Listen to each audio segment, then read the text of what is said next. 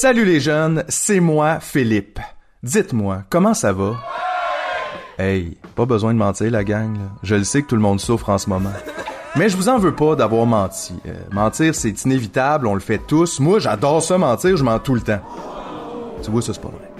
D'ailleurs, aujourd'hui, je vous propose d'apprendre des choses qui sont pas vraies. Ouais, parce que la vérité, on dit qu'on aime ça, mais on n'aime pas ça dans le fond. La vérité, là, ça gosse, ça fait mal, c'est pas agréable.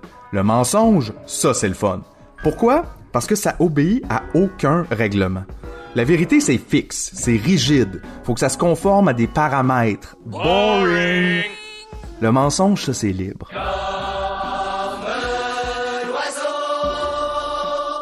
Mais un oiseau avec 12 ailes pis une tête en forme de cornet. Parce que pourquoi pas, tabarnak? C'est pas vrai. L'imagination, c'est le royaume des mensonges. Hein? On adore ça, se raconter des histoires. Et par définition, une histoire, c'est pas vrai. Hein? Tom Cruise, c'est pas vraiment un agent secret. My team is dead! Spider-Man y existe, même pas. I don't feel so good. Et je peux pas croire que je dois le répéter, mais Célébrimbord n'a pas reforgé Narcille, l'épée des Landiles, en enduril. Là, écoute-moi bien les casses, ok? Tu vas retirer tes paroles! Désolé, mon précieux. Mais comme vous pouvez voir, même si elles sont toutes fausses, ces histoires-là, ça empêche pas certains de les adorer. Il y en a même qui les connaissent par cœur. Mais pourquoi quelqu'un apprendrait quelque chose de faux par cœur? Veux-tu que je te le dise? Parce que la réalité, au mieux, c'est super plate, puis au pire, c'est turbo souffrant. L'œuf ou l'enveloppe, mais la torture ou l'ennui. Pour pas virer fou, c'est nécessaire par moment de se libérer des chaînes de la réalité pour explorer l'univers des impossibles. L'imagination, c'est un refuge pour la conscience qui n'en peut plus d'exister pour vrai.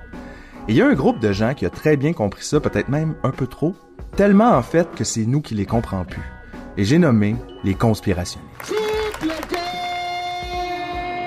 Attention, ça fait longtemps que les conspirationnistes existent, mais un peu comme Mathieu Dufour, ils sont devenus mainstream pendant la pandémie. Je dis tout ce qui me passe par la tête sans filtre. Des fois, ça crée des grands malaises, mais je m'en contre-torche. Eux, leur virus, ça a été la COVID, un autre virus qui fait beaucoup de victimes auprès des personnes âgées. Dans un moment où la réalité était particulièrement désagréable, voire même épeurante, les théories du complot ont attiré beaucoup de nouveaux fans dans leur trou, tels que les frères Tadros et ta tante Thérèse. Oui, elle est folle. On l'a confirmé aujourd'hui. Mais pas plus folle que nous. Je veux dire, on le savait que ça existait, les théories du complot, mais on n'avait juste jamais vu autant de monde y croire en même temps. Et en passant, ça c'est la seule différence entre les histoires et les complots. Croire. Personne croit aux histoires. Personne pense que Shrek, c'est vrai. Mais certaines personnes croient que la Terre est plate, que les chemtrails nous empoisonnent, que le Yeti est un être interdimensionnel, et etc. Dans les dernières années, vous avez peut-être vu passer une ou plusieurs de ces histoires-là. Je vous souhaite sincèrement que ça soit le Yeti interdimensionnel, c'est la meilleure de la gang.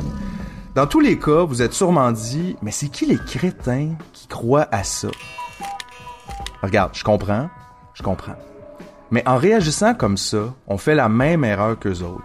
On les écoute nous raconter Shrek comme si c'était un documentaire. C'est sûr, c'est fâchant, là. C'est pas comme ça qu'il faut écouter Shrek. Pour apprécier Shrek, il faut accepter que c'est pas vrai. Sinon, Chris, on dort plus, là. Fait qu'aujourd'hui, je vous raconte des mensonges, OK? Gardez juste en tête que tout ce que vous allez entendre est complètement vrai. Premier mensonge. Il y a une seule règle, par exemple, pis c'est bien important. Peu importe ce que vous faites, ne tombez pas dans le trou. J'ai regardé dans le trou, et le trou m'a regardé. Le trou, je suis tombé dans le trou, et le trou m'a attrapé. Le trou.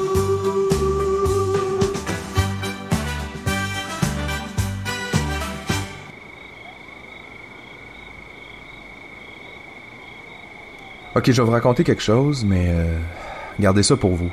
Parce que je pense pas que le gouvernement serait bien content que je parle de ça. Dans votre quartier, sur votre rue, quelque part pas loin de chez vous, il y a une porte. C'est une porte comme toutes les autres portes. Elle a absolument rien de spécial. Elle est peut-être derrière un commerce ou sur le côté d'une maison. En fait, elle peut être absolument n'importe où, ça n'a pas d'importance. Peut-être que vous l'avez déjà vue, peut-être que vous passez devant tous les jours. Peut-être que vous l'avez remarqué, puis peut-être que vous êtes même demandé « C'est quoi cette porte-là? » Il n'y a jamais personne qui rentre par la porte, jamais personne qui sort de la porte. La porte reste tout le temps fermée. Il Il n'y a pas d'adresse à côté de la porte, pas de fenêtre pour voir à l'intérieur, c'est juste une porte, comme toutes les autres portes. La seule différence, c'est qu'elle n'a pas de poignée. On peut donc pas l'ouvrir de l'extérieur.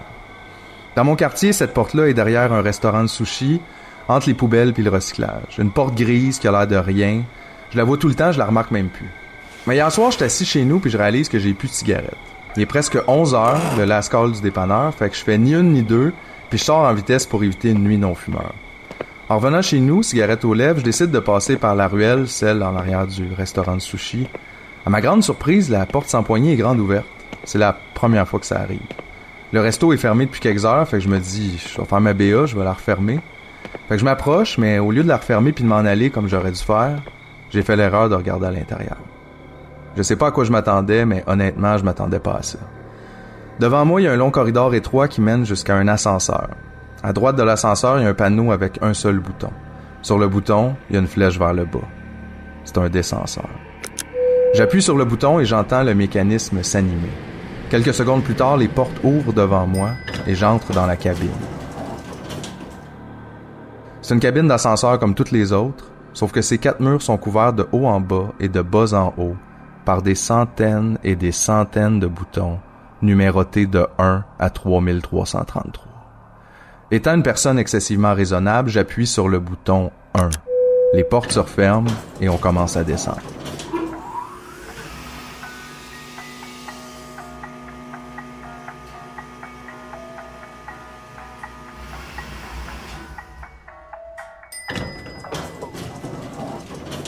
Sous-sol numéro 1, la Terre est plate. Ah ben oui, le classique des classiques, la mère de toutes les folies, la Terre est plate. Cette théorie du complot-là a quand même une carrière assez spéciale. Parce qu'il faut pas l'oublier, avant d'être une théorie du complot, c'était l'observation générale. Tout le monde était d'accord, la Terre est plate, là. On marche dessus, c'est plat, tu vois bien, dossier clos. Puis là, en 1609, Galilée est arrivé puis il a dit non, la Terre est ronde. Faux! Ça, là, c'est pas vrai. C'est une fausse croyance qui est largement répandue autant du côté des conspis que des sceptiques. Le désaccord entre Galiléo Galilée et l'Église catholique est en fait à propos de l'héliocentrisme. Le fait que la Terre tourne autour du Soleil. Ça fait bien plus longtemps que ça qu'on sait que la Terre est ronde. Pythagore, Platon, Aristote, tous ces humoristes-là parlaient déjà de la Terre comme d'une sphère. Et ça fait plus de 2000 ans de ça. Et avec le temps et la science, on a tous fini par accepter que la Terre est ronde, qu'elle n'est pas au centre de l'univers et qu'elle tourne autour du Soleil. Tous? Non. Un village d'irréductibles coucous résiste encore et toujours à l'envahisseur. Et grâce à eux, l'idée que la Terre est plate vit ironiquement son moment full circle et revient sous forme de théorie du complot. Eh oui! Ceux qui disaient qu'on nous avait menti, nous ont menti. Revire de bord, pige 4 cartes, ou non! Puis la preuve de ça, c'est que, comme on disait au début, là, hein, y a qu'à voir, on voit bien, le sol est plat, puis l'horizon aussi. Fait que c'est ça, là. Ce qu'il faut comprendre avec le complot de la Terre est plate, c'est que ça va beaucoup plus loin que juste penser « la Terre est plate ». Ce que ça implique, c'est qu'on nous a menti sur tout depuis le début, sur les bases de notre réalité. Donc si tu crois que la Terre est plate, tu crois aussi que toute la science est fausse parce que son cul est assis sur un trône de tartufferie. Fait que ça fait que les platistes peuvent pas se fier sur les informations rendues disponibles par la science pour prouver leur théorie. Ils doivent eux-mêmes faire la collecte de leurs propres données. Et je dois dire que ça donne lieu à des aventures plutôt cocasses, comme dans le cas de Mad Mike Hughes, qui s'est construit sa propre fusée en 2020 pour photographier la Terre plate du haut du ciel, mais qui s'est mélangé dans ses plans et s'est plutôt construit un cercueil volant. Shine on! You crazy Mike Hughes! Ou encore, comme dans ce vidéo extraordinaire, un des meilleurs moments conspicomiques de tous les temps, quand un groupe de platistes a acheté pour 20 000 $ de matériel pour essayer de prouver que la Terre est plate. Mais bien malgré eux, ils finissent par démontrer, sans équivoque, que la Terre est ronde. We have a backup experiment. If you're seeing through this hole, through the next hole, and seeing the light at the backboard, at 17 feet off the water, the Earth is flat. If he's holding it up at 23 feet high and we're seeing the light, well, that's because the Earth's curved. So I should only be able to see it when it's at 17 feet. Enrique, how high is your light? 17 feet. I mean, it's as... We don't see you, Enrique. Interesting. Honnêtement, là, la seule affaire qui est plate ici, c'est cette théorie-là. Je veux dire, c'est trop de base, là. Même les platistes ont l'air d'être d'accord avec ça parce qu'ils arrêtent pas d'y greffer d'autres complots, comme par exemple le grand mur de glace qui entoure la Terre plate. Honnêtement, là. On peut tout seul dire qu'ils ont inventé ce bout-là juste parce qu'ils étaient tannés que tout le monde réponde « Ah ouais, la Terre est plate? » Fait que quand on arrive au bout, c'est quoi, on tombe? Non, c'est ça, il y a un mur de glace. Ah, mais ouais, ça tombe bien que ça tombe plus. Puis qu'est-ce qu'il y a de l'autre côté du mur de glace? Ben c'est ça. Il faut savoir qu'il n'a jamais été franchi, ce mur-là, comme la plupart des choses qui n'existent pas d'ailleurs. Mais ça n'empêche pas les gens de spéculer. Hein? Qu'est-ce qu'on nous cache derrière le mur de glace? Peut-être un nouveau monde, de nouveaux continents, des nouvelles épices? C'est peut-être de là que ça vient, les goûts du futur, saveur nacho, Gatorade bleu, la sauce sriracha. D'où ça vient, ça, la sriracha? On sait pas. Tout le monde aime ça. C'est weird. Je réalise que c'est très Christophe Coloncourt, le platisme. Puis désolé, mais moi j'ai besoin de plus que ça pour me divertir. Mais bon, on est bien rien qu'au premier sous-sol, hein? Donc si je comprends la logique, j'imagine que le deuxième sous-sol, ça doit être 9/11, troisième, l'assassinat de JFK, le 4, les chemtrails, et ainsi de suite. On les connaît toutes, ces histoires-là. Sont bonnes, là, je dis pas le contraire. C'est pas pour rien qu'elles ont eu autant de succès, c'est leur hit. Mais moi, vous le savez, les affaires populaires, c'est pas pour moi. Moi, je veux découvrir les théories de conspiration d'auteurs. Je veux consommer du complot indépendant. Je veux trouver le plus beau mensonge qu'on peut se raconter. Mais pour ça, je pense qu'il va falloir aller pas mal plus creux.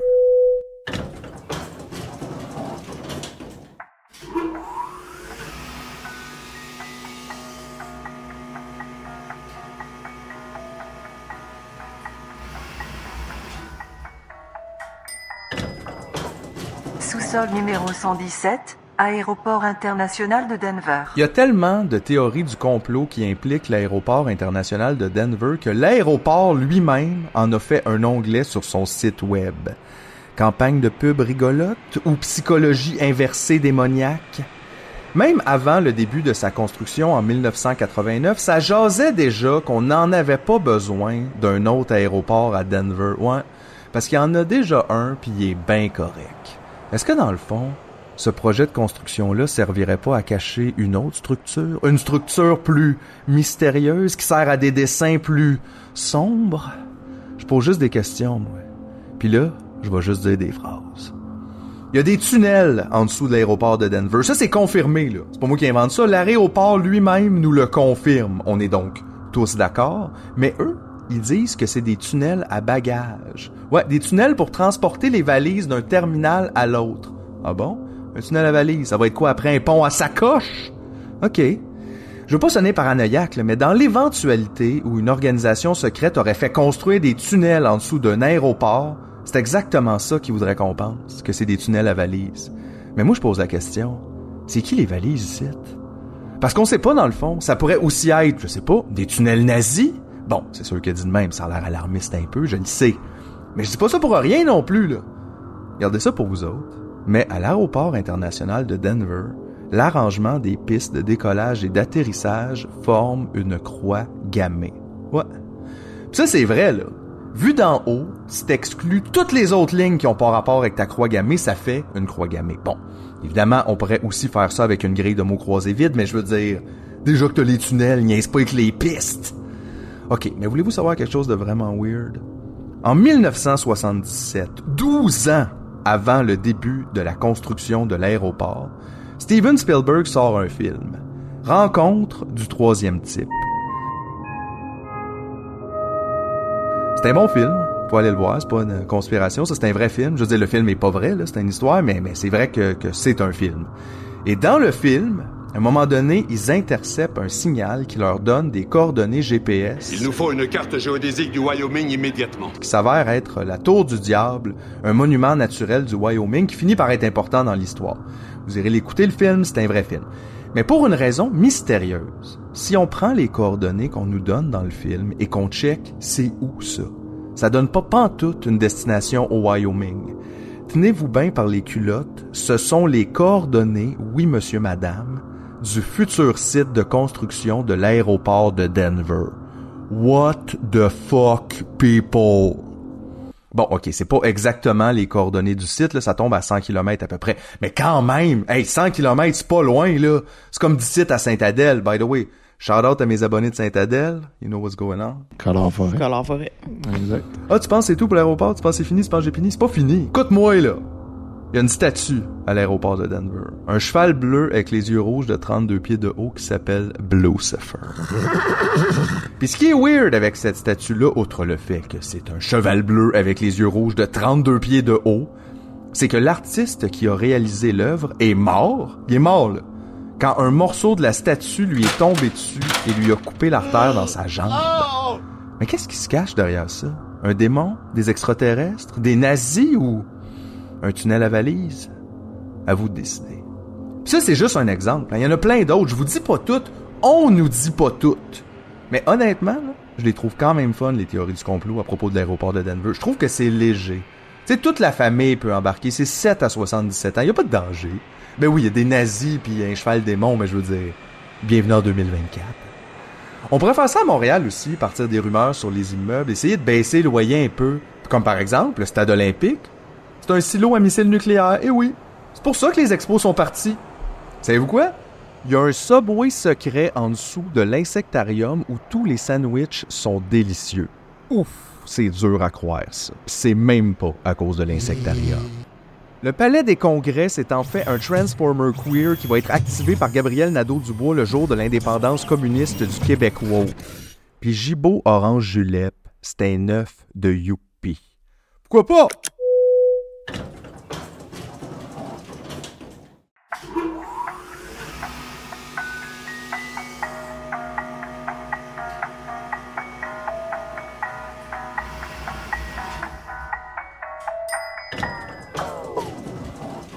Sous-sol numéro 304, Avril Lavigne 2. Question piège. Qu'est-ce qu'Avril Lavigne et Paul McCartney ont en commun, à part leur amour des Skater Boys? Eh bien, si on se fie à plusieurs personnes anonymes sur le web, ces deux célébrités, ainsi que plusieurs autres, auraient été remplacées. Remplacées par quoi? Le hip-hop? Mais non, franchement, un peu de sérieux. On parle ici de clones ou de sosies. Et oui, Avril Lavigne serait décédée en 2003, juste après la sortie de son premier album. She said, see you later, boy. RIP, Rest In peut-être? Et depuis ce temps, ce serait une sosie du nom de Melissa Vandella qui se ferait passer pour elle. Paul McCartney, quant à lui, serait mort en 1966 dans un accident de voiture et aurait lui aussi été remplacé par un sosie qui, par chance, était aussi gaucher, bassiste et pas trop mauvais pour écrire des refrains. Les photos sur les pochettes et les indices secrets auraient été cachés un peu partout par les autres membres du groupe. Plus près de chez nous, mais en même temps pas vraiment, Céline Dion. Ouais, j'ai vu des gens affirmer que Céline aurait été clonée ou remplacée par une sosie suite à son apparition aux Grammys 2024. Sur quoi on se base pour déterminer si Céline a été remplacée ou non? Bon, c'est plate à dire, mais ça part beaucoup de l'apparence physique. Hein? On trouve que Céline, elle a changé. Ben ouais. Pouvez-vous croire à ça, toi? Céline ne ressemble plus à la petite fille qu'on a connue. C'est weird. Je vois vraiment pas ce qui pourrait expliquer ça. On ne change pas. Mais dans tous les cas, pourquoi on l'aurait cloné? Ça, c'est intéressant. Il y a deux écoles de pensée ici et malheureusement, aucune des deux n'est affiliée au ministère de l'Éducation. D'un côté, l'explication la plus simple serait aussi la plus logique. C'est peut-être juste une affaire de cash. T'sais. Céline est décédée, mais quelqu'un voulait continuer de faire de l'argent avec elle, fait qu'on l'a cloné. Bon, là, c'est sûr que le clone est malade puis il peut pas faire de show, mais gars, ça arrive, là. On va dire comme on dit, le clone est triste. Sinon, il y a aussi une théorie plus compliquée, mais vraiment plus nice. Peut-être que Céline aurait refusé de faire partie du nouvel ordre mondial. Oh, pis ça, je dois dire, là, j'aime ça. Tu sais, c'est un peu Céline, hein? Elle restait simple, elle a pas le goût, là, de boire du sang d'enfant. C'est pas son genre. Et à cause de ça, elle aurait été assassinée par les élites pour s'assurer qu'elle ne révèle pas le plan ou quelque chose de même. Là. Et là, les élites auraient pu s'arrêter là, juste tuer Céline, puis au pire faire passer ça comme un accident, là, le classique combo Lady Di. Le problème est réglé, Céline n'est plus là, mais non. Les élites vont un step plus loin, ils la tuent, puis ils la remplacent. Faut que j'avoue que j'aime beaucoup l'idée que Céline a été d'une quelconque façon l'ennemi du nouvel ordre mondial. Céline comme visage de la rébellion populaire, sans joke, c'est mon nouveau kink. Take a kayak! And fuck the police. Je l'aimerais, cette Céline-là. Je me reconnaîtrais dans elle, j'irais même à Vegas pour la rejoindre. Pis si jamais je croisais un policier du futur dans un arcade, c'est sûr je dirais pas où. Mais trop tard, anyway, ils l'ont déjà remplacé. I'll be back. Par contre, je trouve ça un peu plate qu'on remplace seulement les gens connus. Moi, là, si quelqu'un veut me cloner ou m'envoyer un sosie pour vivre ma vie à ma place, je suis partant, OK? Fait que let's go, là. Sinon, je dis tout.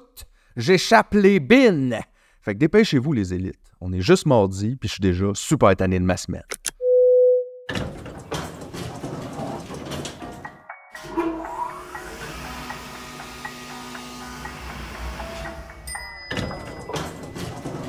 Sous-sol numéro 532, le gazeur fou de Mattoon. Le qui? Le quoi? Le Mad Gasser of Mattoon? Traduction libre, le gazeur fou de Mattoon. Mattoon, c'est une ville en Illinois, et dans les années 40, sur une période de 2 semaines, il y a eu une vingtaine de cas rapportés de gazage. Des gens se sont fait gazer, OK?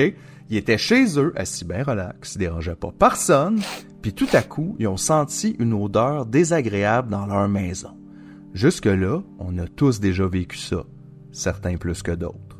Mais peu de temps après, les symptômes ont commencé. Étourdissement, vomissement, paralysie dans les jambes, nausées et tout.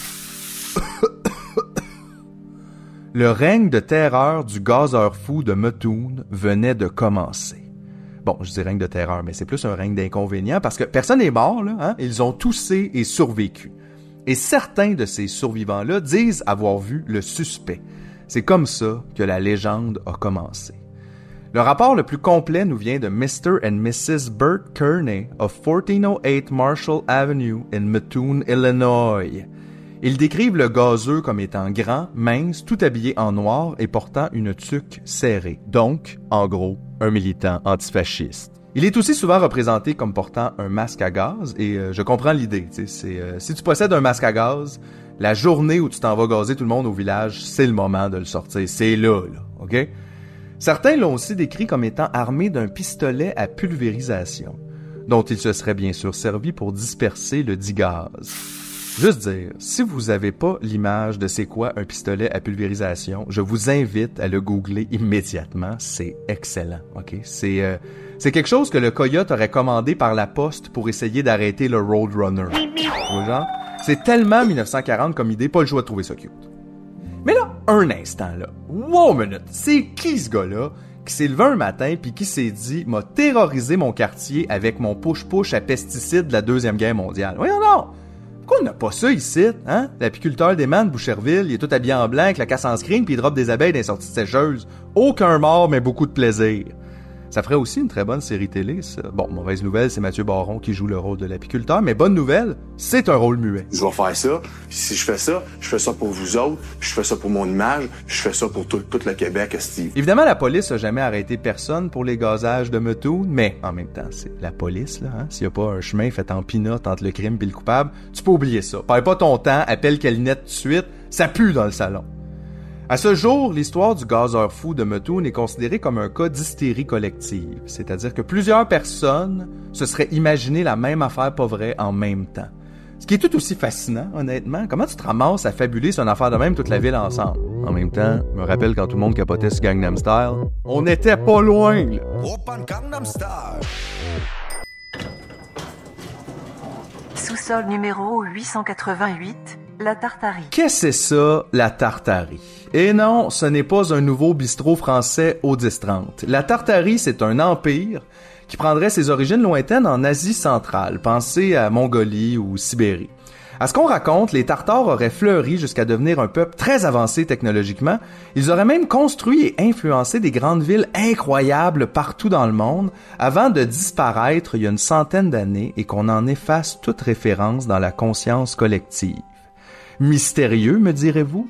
Mais comment ils sont disparus exactement? Hey, jusqu'à preuve du contraire, ils ont jamais existé, ce monde-là. Fait que, calme-toi les questions logiques, là. C'est un buffet, hein? On prend ce qu'on veut. C'est peut-être des changements climatiques, une pandémie, des guerres, un génocide, qui sait? C'est peut-être le gazeux fou qui a fait ça. Il s'est pratiqué sur Mattoon, puis après ça, push la Tartarie. Les preuves de ça? Ben, évidemment, aucune. Toutefois, la légende raconte qu'encore aujourd'hui, partout dans le monde, certains immeubles tartares n'auraient pas été détruits, et à la place, on les aurait assimilés à notre parc immobilier en disant que c'était nous qui les avions construits. Hey, je te dis qu'on est une belle gang de crosseurs, nous autres! Mais comment on fait pour reconnaître ces immeubles-là? Ben c'est facile, tout ce qui est beau et compliqué, c'est les Tartares qui l'ont fait, et tout ce qui est simple et laid, c'est nous. Fait que mettons, le Parthénon, Tartare, le Centre Bell, nous. Le Taj Mahal, Tartare, le Boston Pizza, nous. Le Château Frontenac, nous, mais en s'inspirant des Tartares, tu vois-tu? La Tartarie, là, c'est un peu comme les pyramides. On a cette perception-là que les gens du passé étaient trop tweets pour faire des choses compliquées, comme construire des structures qu'on trouve impressionnantes. Fait que si on voit une pyramide qui a été construite il y a 3000 ans, on se dit que c'est sûrement les extraterrestres ou un peuple plus avancé qui les a aidés, parce que sinon, ils y seraient pas arrivés. Mais moi, j'ai une question. As-tu déjà vu ça, un pont? C'est compliqué quand même, un pont, hein? C'est impressionnant. Penses-tu qu'il y a des extraterrestres qui aident les gars de la construction? Quoique, ça expliquerait les dépassements de coûts, mais ça, c'est une autre conversation. Faut qu'on reste focus, là. Ce que j'essaye de dire, c'est que les humains, on est impressionnants des fois. Il faut se faire confiance, mais pas trop. Parce que qu'est-ce qui arrive quand on se fait trop confiance? Il arrive des affaires de même. Dramatisation. Hey, savais-tu ça, toi, qu'avant, il y avait un grand tempête plein de monde, là, pis ils sont tous mystérieusement disparus, puis on a effacé leur histoire? Ouais, je sais, les Premières Nations. Non, c'est ça. Moi, je parle de la Tartarie. La quoi? Les Tartares. C'est eux autres qui auraient construit le musée McCord. Hey, Michel, je pense que ça marchera pas pour le pool hockey, finalement. Si ça vous intéresse, je vous invite à rejoindre la communauté des... je sais pas comment ils s'appellent, les tartaristes, les tartarophiles, les tartes? Ouais, les tartes. Les tartes sont sur Reddit. Et cette semaine, quelqu'un a posé la question suivante dans le sub Tartarian Empire. Est-ce que les Tartares fonctionnaient avec un système monétaire? Intéressant, on veut savoir. Quelqu'un est venu répondre que les Tartares avaient pas besoin d'argent, parce que c'était, attachez vos ceintures, des respirianistes. Ouais, ça c'est-à-dire qu'ils ne mangeaient rien, ils ne buvaient rien, ils faisaient juste respirer. Et un instant, le meilleur bout de s'en vient, la preuve de tout ça, c'est qu'il n'y a pas de toilettes dans les vieux immeubles. Échec et mat, les nourriturianistes. Ce qui est un peu la même logique, on se le cachera pas, que s'il n'y a pas de girafes ici, c'est parce qu'elles ont toutes peur de moi. Et je m'excuse les tartes, mais il ne faut jamais sous-estimer la capacité des gens à juste chier par terre. Shout out à mes abonnés du Rockfest. Yes sir, Miller!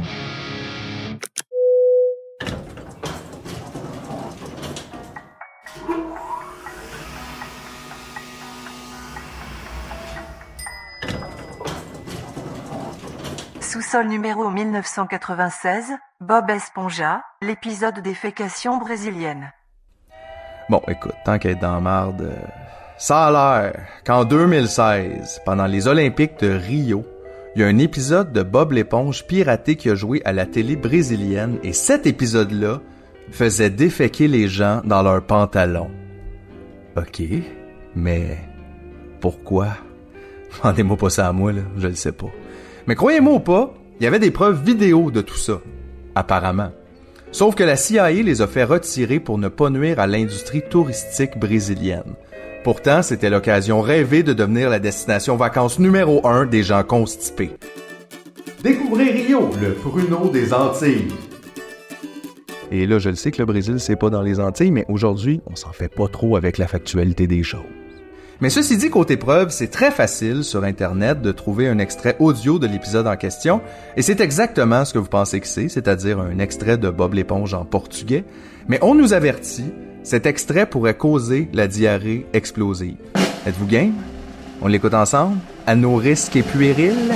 E agora, para vocês, o som calmante do clarinete de Squidward. Obrigado, obrigado.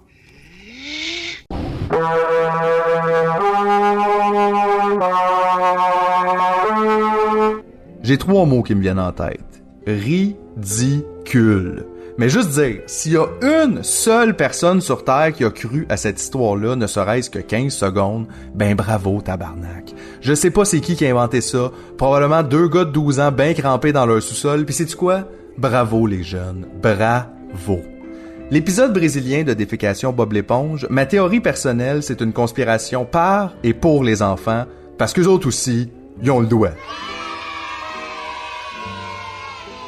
Mais là, assez de défécation pour aujourd'hui, je retourne dans le descenseur et j'appuie sur 3301.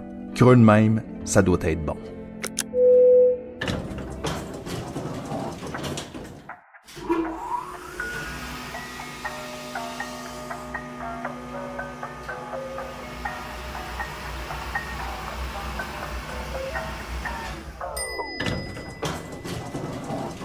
sol numéro 3301, Cicada. En janvier 2012, sur le site web 4chan, apparaît un étrange message. Bonjour. Nous cherchons des individus très intelligents. Pour les trouver, nous avons conçu un test. Un message se cache dans cette image. Trouvez-le, et il vous mènera sur la voie pour nous trouver. Nous sommes impatients de rencontrer les quelques personnes qui réussiront à faire le chemin jusqu'à nous. Bonne chance. Et c'était signé 3301.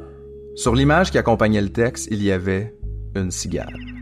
Ainsi débutait la mystérieuse première course au trésor Cicada 3301. Oui, la première, parce que savez-vous quoi? Il va en avoir 2 autres après. La publication initiale a seulement recueilli quelques commentaires, bienvenue sur les réseaux sociaux. On le sait pas, nous. Peut-être tu niaises, peut-être que tu trolles, c'est peut-être pas vrai tout ça. Mais éventuellement, il y a des gens qui se sont mis ensemble et qui ont commencé à essayer de résoudre les énigmes une par une. Tu trouves la première, ça t'amène à une deuxième énigme encore plus compliquée et ainsi de suite. Éventuellement, le jeu est même passé du monde virtuel au monde réel avec une série de coordonnées GPS qui menaient directement à des codes QR collés sur des lampadaires dans 5 pays différents sur plusieurs continents. On est loin du cocoton quand même. C'est pas les enfants lavallois qui auraient trouvé ces œufs-là, if you know what I mean. Ils sont où les œufs? On n'en a pas. Le dernier puzzle menait une adresse numérique sur le réseau Tor. Mais seulement là où les premiers à avoir trouvé la réponse ont vu ce qui se trouvait là. Les autres, comme toi pis moi, on peut maintenant y lire le message « On veut les meilleurs, pas les suiveurs » ou « On veut les meilleurs, pas les suiveux » à votre guise. Fait qu'on sait qu'une ou plusieurs personnes ont remporté le Cicada 3301 en 2012, mais on sait pas c'est qui, puis on sait pas c'est quoi qu'ils ont gagné. Une job à la CIA, un siège à l'ONU Galactique, 1 an de noix, personne le sait. Il y a eu une autre série d'énigmes similaires en 2013 qui a aussi été résolue, on sait pas plus par qui et pourquoi, et il y en a eu une troisième et dernière en 2014 qui, à ce jour, reste sans réponse. Et pour vous donner un exemple du niveau de difficulté des énigmes, parce que je pense que c'est important, en voici un exemple. En 2014, la course commence ainsi. Un texte apparaît sur feu Twitter. L'épiphanie est à vos portes. Votre pèlerinage a commencé. L'illumination attend. Bonne chance. Et c'est signé 3301. Le texte est écrit en blanc sur fond noir, mais en regardant bien, un œil attentif pourrait constater que c'est pas vraiment noir, mais plutôt gris très foncé. En jouant un peu avec la luminosité, on fait apparaître une cigale. Bravo, t'as absolument rien gagné, c'était rien, c'était juste le fun. Le vrai message important, lui, est caché dans l'image par un procédé qu'on appelle la stéganographie. Longue histoire courte, si t'étais bon là-dedans, tu pourrais éventuellement être capable d'en extraire le message important. Et quelqu'un l'a trouvé, alors voici donc en grande primeur ce message très important qui était caché dans l'image. The work of a private man, who wished to transcend. He trusted himself, to produce from within. 1, 2, 3 and 1/3, 3, 13, 5, 45, 5, 2, 3. Dot onion. Cool. Fait que, qu'est-ce qu'on fait avec ça? OK, l'indice, c'est les chiffres. C'est quand même un format connu que de cacher un code dans un livre. Genre, premier chiffre, c'est la page, deuxième chiffre, le paragraphe, troisième chiffre, la phrase, etc. Mais la question, c'est dans quel livre il faut chercher. Et la réponse est évidemment dans le poème. Avez-vous une idée? Non? Moi non plus. Ça a l'air que la réponse était l'essai « Compter sur soi » de Ralph Waldo Emerson. Mais comment on était censé arriver à ça? Super fafa. Le poème fait référence au transcendantalisme. L'auteur de Compter sur soi est un transcendantaliste notoire. Et la troisième ligne du poème, « He trusted himself », fait référence à se faire confiance, un concept qui est très présent dans le livre Compter sur soi. Une fois que tu as trouvé la réponse dans le livre, il te reste juste à la taper dans la barre de recherche de ton navigateur en ajoutant le point oignon et voilà, tu as résolu la première et la plus facile des énigmes. C'est simple, non? Mettons que si c'était ça le défi à Big Brother Célébrité, il n'y en aurait pas de patron cette semaine. Désolé, Pizza Salvatore. Hey, sérieux, moi non plus, je l'aurais jamais trouvé ça. Mais quelqu'un l'a trouvé, hein? Bravo, personne inconnue, je suis impressionné. Ceci dit, l'édition 2014 n'a toujours pas été résolue en entier. Personne n'est arrivé à la fin. Et il n'y en a pas eu d'autres depuis. 3 années de suite, puis depuis ce temps-là, pas de nouvelles. Évidemment, les spéculations vont bon train. Est-ce que c'est justement parce qu'on n'a pas réussi à terminer celle de 2014 qu'il n'y en a pas eu d'autres? Mais la vraie question, c'est qui fait ça? Ce concours-là, super compliqué, ultra mystérieux, multicontinent? C'est clairement pas une campagne de pub, parce qu'on sait pas c'est qui. Je veux dire, c'est pas une bonne pub, là. Mais imagine si c'était une campagne de pub super complexe, orchestrée par Burger King, mettons. Fait que là, la personne qui trouve la dernière énigme arrive quelque part, et là, il y a un monsieur avec une couronne qui vient la voir puis qui lui dit « Hey, bonjour, je suis le Burger King. Vous avez gagné notre concours publicitaire puis vous allez être dans l'annonce de Burger King. » Là, la personne est comme « Hein? Faut pas être dans l'annonce de Burger King? Je suis super intelligent. » M'abstenir.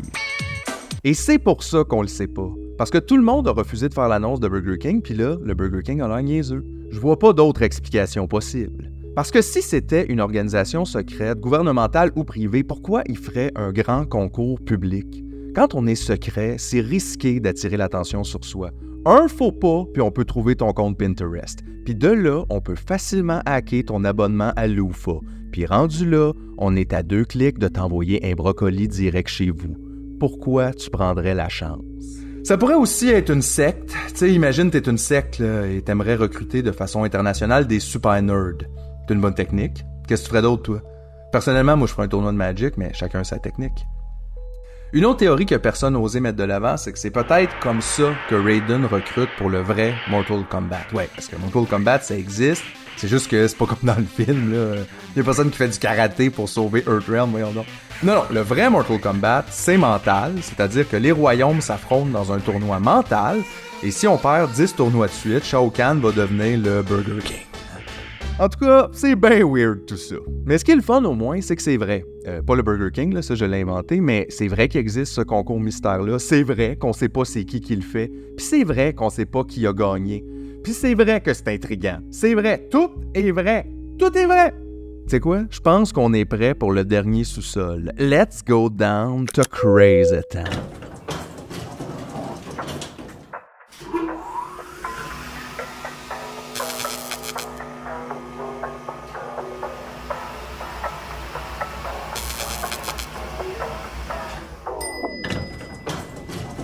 Sous-sol numéro 3333, lac Baïkal.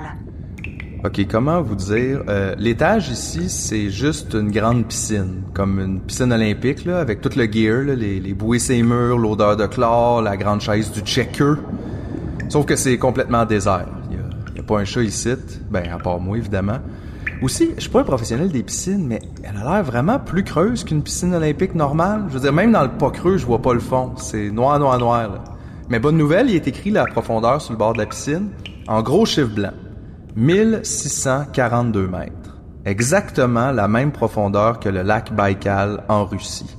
Le plus vieux et le plus profond des lacs au monde. Numéro uno. Évidemment, quand un lac est profond, on voit pas le fond, puis quand on voit pas le fond, on a tendance à s'imaginer qu'il y a quelque chose dans ce fond-là.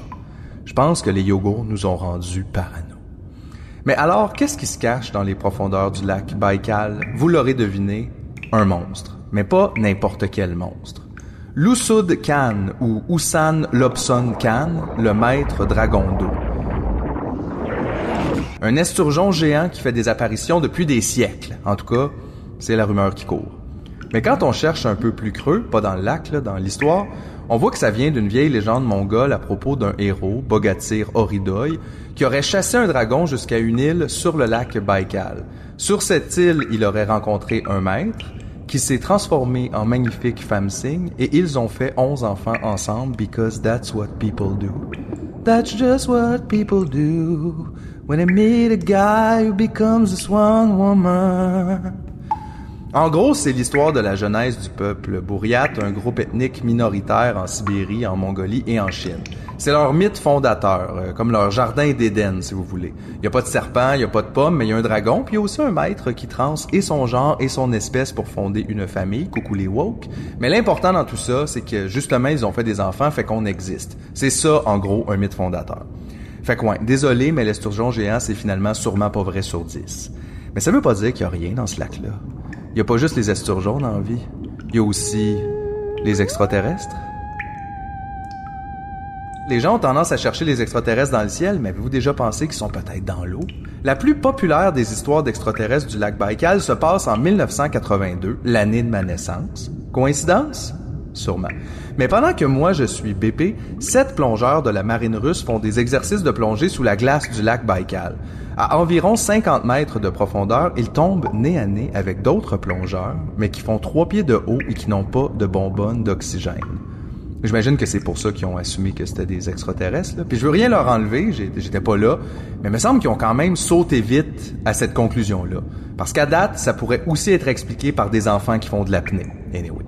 Mais là, ils ont essayé d'en pogner un avec un filet, ok? Mais ça s'est reviré contre eux parce qu'ils ont été projetés en dehors de l'eau par une genre de force invisible. Et là, comme il y avait une seule chambre de décompression faite pour 2 personnes, ils ont seulement réussi à rentrer 4 dedans et les 3 autres sont morts. On attend toujours la suite de l'histoire. Par contre, en voulez-vous une vraie histoire qui fait un peu peur? En 1977, 5 ans avant ma naissance, 2 submersibles construits au Canada, le Pisces 2 et le Pisces 7, plongent à 42 reprises sur une période de 6 semaines dans les profondeurs du lac Baïkal. Question de compléter plusieurs missions scientifiques allant de la biologie à la géologie. Des affaires de nerd, là, c'est plate. L'histoire raconte que pendant la plus profonde des plongées du Pisces 7 à 1400 mètres dans le noir, à un certain moment, les scientifiques ont décidé de fermer les lumières du submersible. Pourquoi? Je sais pas. C'était peut-être juste un prank. Mais au lieu de se retrouver en pleine noirceur comme il se doit, il y avait encore une lumière qui éclairait les alentours, dans le fond du lac, à 1400 mètres de profondeur. Après quelques secondes, la lumière s'est dissipée, elle aussi. Cauchemar total. C'était quoi cette lumière-là, vous pensez? Des extraterrestres aquatiques? Un esturgeon géant qui avalait un phare? La femme cygne? Personne le sait. Puis je te confirme une affaire, je plongerai pas dans la piscine pour aller le découvrir. Surtout que ça, je vous le rappelle, c'est le pas creux. À l'autre extrémité de la piscine du sous-sol 3333, il y a un chiffre écrit sur le mur qui est encore plus dérangeant. 10 935 mètres. Si tu penses qu'un lac, c'est profond, va pas dans l'océan. L'océan, c'est très, très, très creux. Quand tu regardes dans l'eau noire puis que tu vois rien, tu te dis, il y a sûrement quelque chose là-dedans. Quelque chose de gros. OK, j'aime pas ça, je m'en vais, bye! Sauf que là, mauvaise nouvelle, le descenseur est disparu. Là où il y avait une porte il y a seulement quelques minutes, il n'y a plus de porte. Aucune trace de la porte. C'est comme s'il n'y avait jamais eu de porte. Par contre, en faisant le tour de la piscine, j'ai remarqué quelque chose. À l'autre extrémité de la grande pièce, il y a une glissade. Mais au lieu d'atterrir dans l'eau comme les glissades font d'habitude, le tube fait un 180 degrés avant de disparaître dans un trou dans le mur qui a l'air d'avoir été creusé à la main. Au-dessus du trou, il est écrit « Sortie » en grosses lettres rouges, puis partout autour, il y a des flèches qui pointent vers le trou. Mais là, c'est pas vrai que je vais glisser dans un trou dans le mur, là. Sauf qu'en même temps, Chris, j'ai-tu vraiment le choix? C'est quoi, sinon je reste ici? En plus, on dirait qu'il y a de plus en plus de bulles d'air qui montent à la surface de la piscine, comme si quelque chose allait en sortir bientôt. Quelque chose de gros. Moi, je reste pas ici pour voir ça. Alright, ben, comme on dit, on se revoit de l'autre côté, hein? S'il vous plaît. 1, 2, 3. Oui!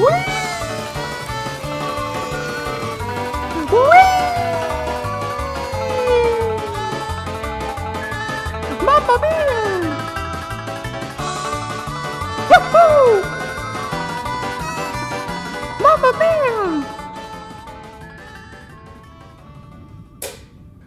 Wow, ok. Croyez-le ou non, je viens d'atterrir dans un bureau. C'est un grand espace ouvert, là, des murs blancs, du tapis gris, des cubicules, des classeurs, des ordinateurs puis des chaises. Un étage de bureau, là. Sauf qu'ici non plus, il y a personne, c'est complètement désert. Par contre, je suis le premier surpris, il y a des fenêtres. Ce qui est quand même spécial, là, hein, quand on se rappelle que je viens d'arriver en glissant du sous-sol 3333. Mais je veux dire, je peux voir dehors en ce moment, fait que je sais pas quoi vous dire, là. Je m'approche pour admirer la vue, puis je réalise que je suis au dernier étage d'une tour à bureau.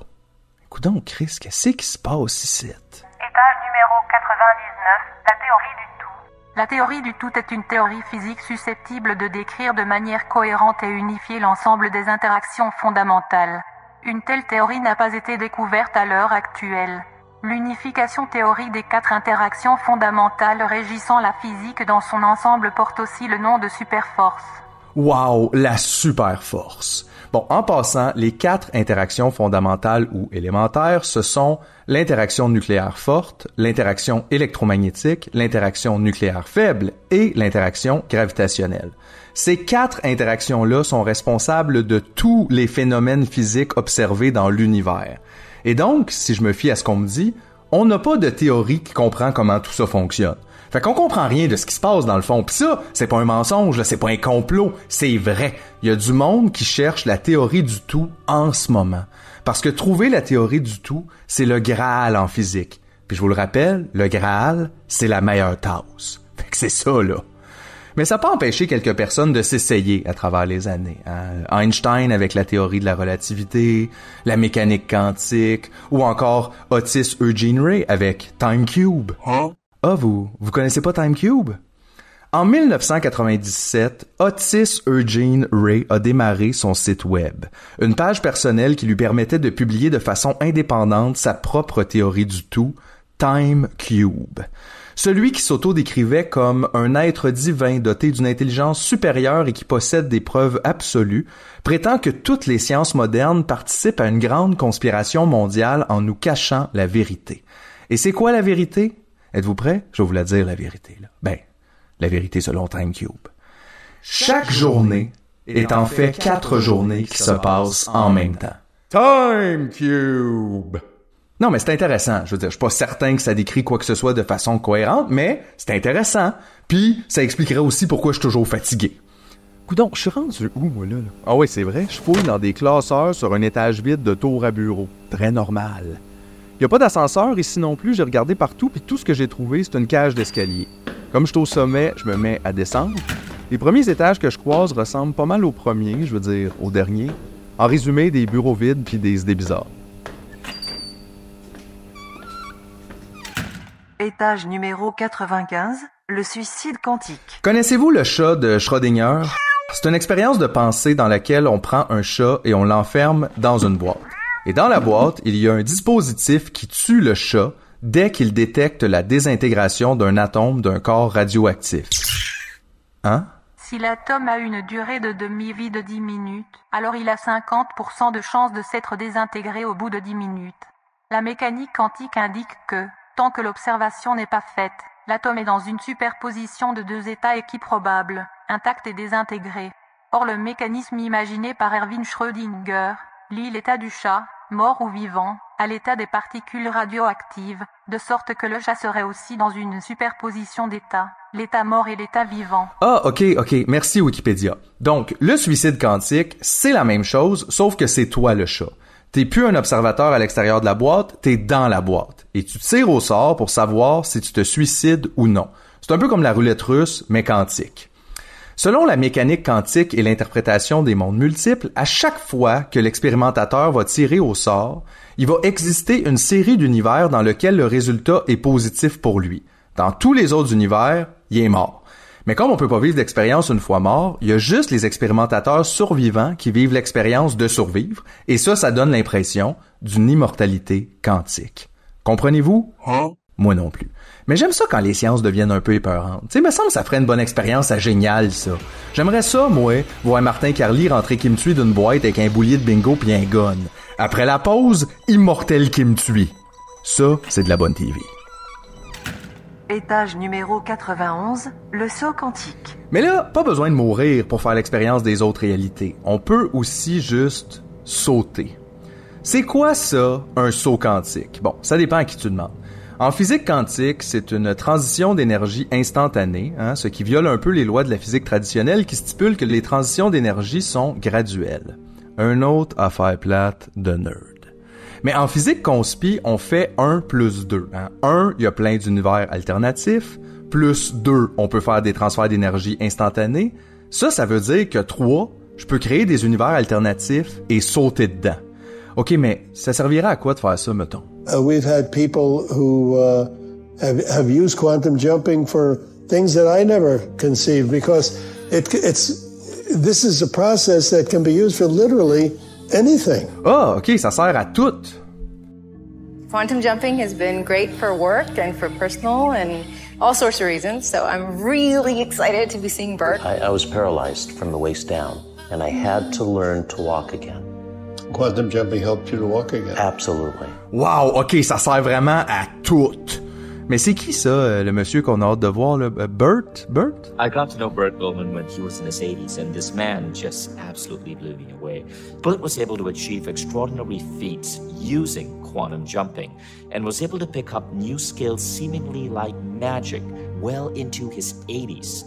Every time I'd see him, he would pick up something new. So most people in their 80s are in retirement mode. Not Bert. He became a photographer with exhibited works. He started painting and produced a huge amount of art. He even taught himself to play the piano. And he didn't stop there. He created huge amounts of books, fiction and non-fiction. He, in his 80s, taught himself to build a website and became a digital entrepreneur. Some of his top websites were doing millions a year, selling his philosophies and meditations. And he claimed he was able to do all of this, succeeding as an online entrepreneur, a photographer, an artist, a musician, all by being able to tap into alternate versions of himself and download the skills from the multiverse. Ok, fait que, en résumé, Bert a appris comment jouer du piano en s'imaginant une réalité où il savait jouer du piano et en se fiant sur cette version-là de lui pour lui expliquer comment jouer du piano. Life hack. Mais moi, être bien honnête, là, Bert, là, il commence à me taper ses nerfs un peu. Je le trouve vantard. En plus, il parle en anglais. Fait que c'est quoi? On va demander à quelqu'un d'autre qui parle en français. À toi, André Roberti.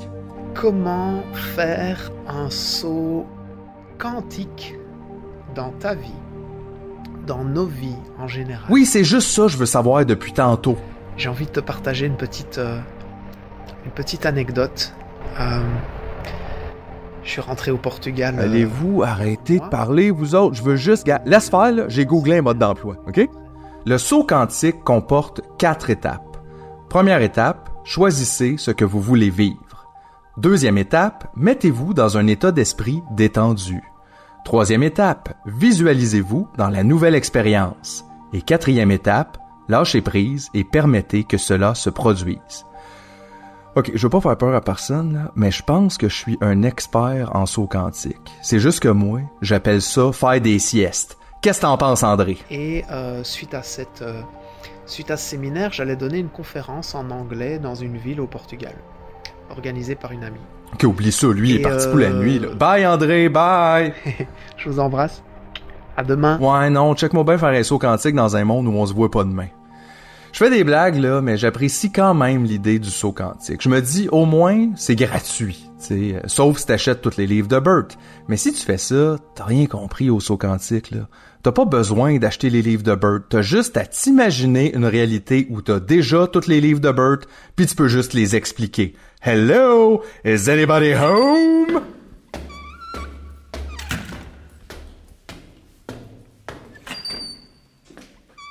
Étage numéro 77, la théorie de l'Internet mort. Saviez-vous que l'Internet est mort depuis 2016-2017 et maintenant la majorité de l'activité est artificiellement créée par des comptes robots? Mais ça, c'est pas vrai ça. Tout le monde voit bien que l'Internet est plus vivant que jamais.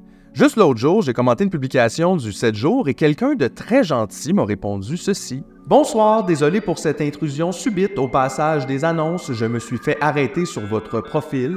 J'ai vraiment aimé votre commentaire et cela m'a donné envie de vous laisser ces quelques lignes.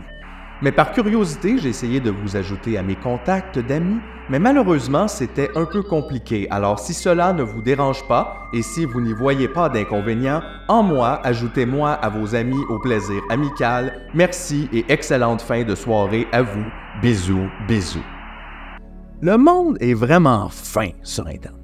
Mais plus sérieusement, je pense pas que l'Internet est mort en 2017. Il est mort bien avant ça.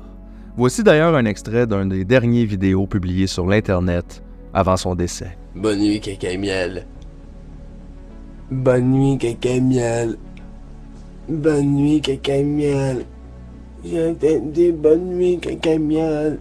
Miel. Bonne nuit, petite framboise. J'ai repris le chemin de l'escalier puis j'ai continué ma descente. Mais à partir de là, on dirait que les étages ont commencé à être moins bizarres. Étage numéro 47, les assurances.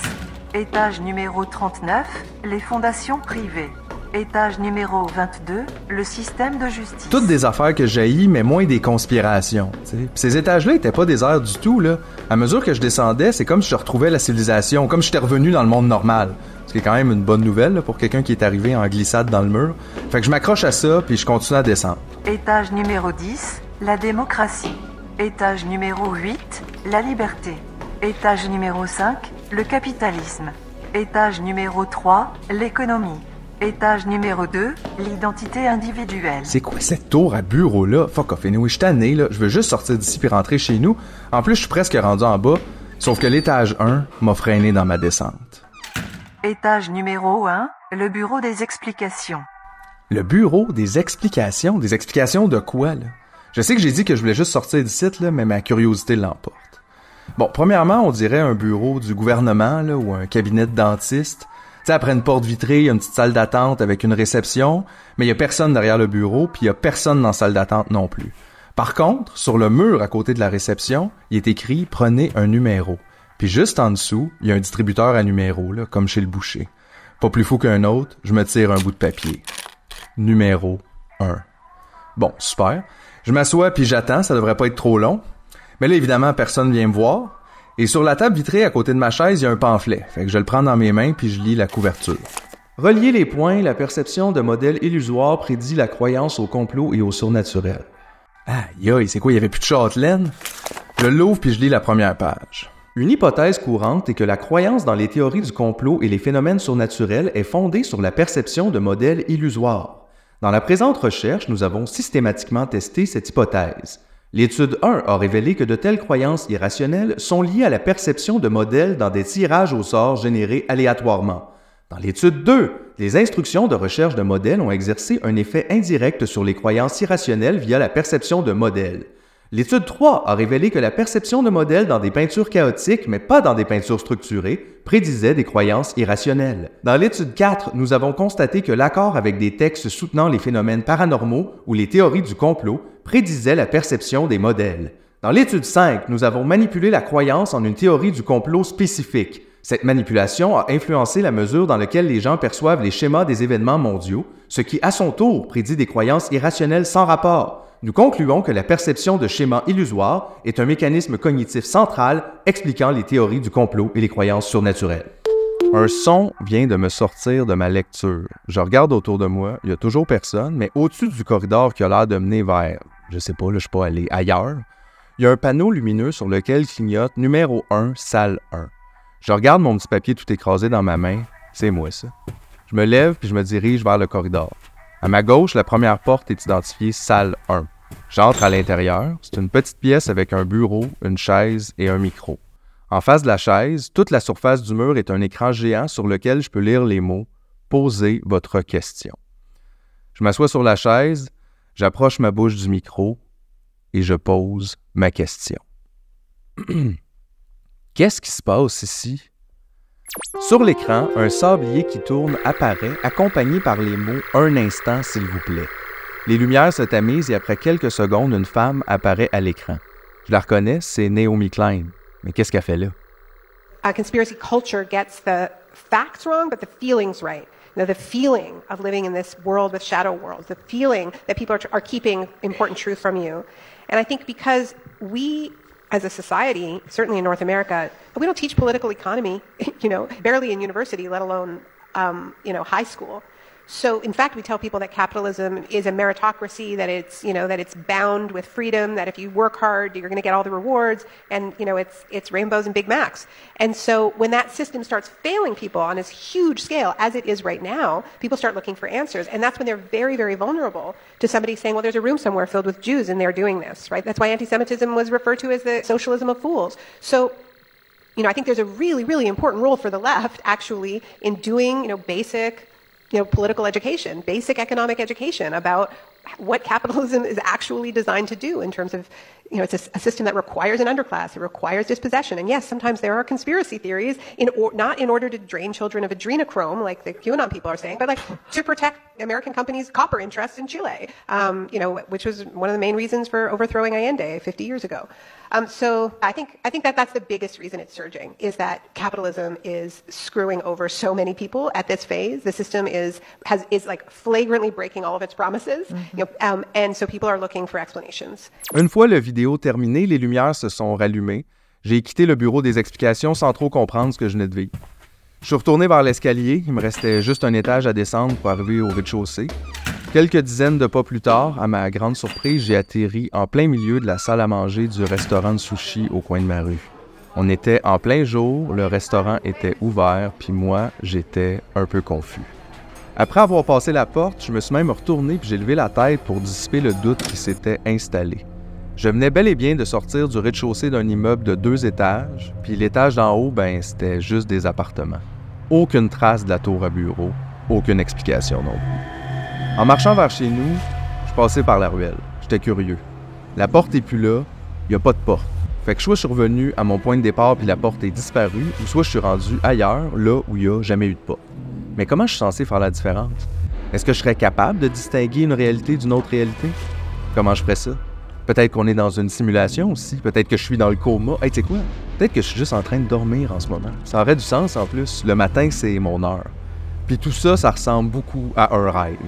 Fait que je pourrais juste fumer une cigarette puis arrêter de capoter avec la réalité. Et oui, quelle réalité, hein? Parce que si j'ai bien compris les explications qu'on m'a données, les théories du complot, c'est des histoires pas vraies qu'on croit parce que les histoires qu'on croit vraies, comme le capitalisme ou l'économie, sont pas vraies finalement. Fait que tout est un complot dans le fond, juste pas celui qu'on pense. En marchant vers chez nous, toutes ces idées-là me tournaient dans la tête. J'avais la cigarette entre les lèvres et je m'apprêtais à y coller la flamme de mon briquet quand j'ai réalisé ce qui venait de m'arriver. Tabarnak! J'ai transgressé la règle. Ne tombez pas dans le trou, le trou. J'ai regardé dans le trou, le trou, et le trou m'a regardé. Le trou, je suis tombé dans le trou, et le trou m'a attrapé. Le trou,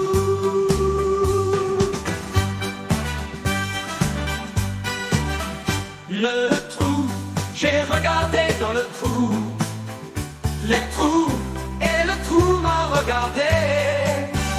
Le trou, je suis tombé dans le trou, mais le trou m'a attrapé. Le trou.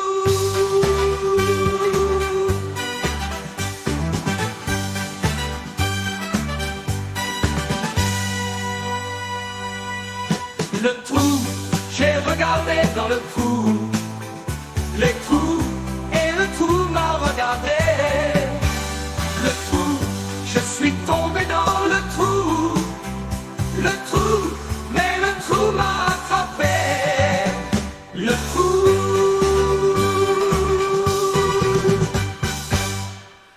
Le trou. Bonjour tout le monde. L'épisode est terminé. Et je suis ici pour vous remercier de nous écouter, de nous encourager à chaque mois. Je suis Julien Charbonneau, monteur idiot en chef. Et c'est grâce à vous qu'on peut vivre des aventures comme ça, dans les buildings remplis de conspirations. Ben aujourd'hui, je voudrais particulièrement remercier nos membres Patreon à 10$ qui font toute une différence dans nos vies, qui nous permettent de sortir un épisode par mois. C'est très apprécié. Et je commence par remercier Michael Filion, Hugo Forcier, Célia Gaudreau, Richard Trudel, Marie Perron, Guillaume Paul, Joanie Rousseau-Plante, Christophe Lévesque-Rainville, Dominique Lano, Félix Ducharme, Éric Rousseau, Cousin Machin, Max Power, Antoine Larocque, Simon Janson, Eva, James, Simon Lasselle, Jim Bad, Maude Bérubé-Saint-Denis, Poulet Provo, Kevin Duchesne, Zulu Oscar Echo, Une Marchandise, Sophie Junior Carrier, Éric Lauzon, Marie-Christine Lechat, Martin Donaldson, Xavier Lachapelle-Roy, Pouine la Poutine Santé, Benjamin Provencher, William Savard, Maxime Sauvage, François Chartier, Mathieu Desjardins, Jasmin Maltais, Olivier Groux, Zoli Hugo,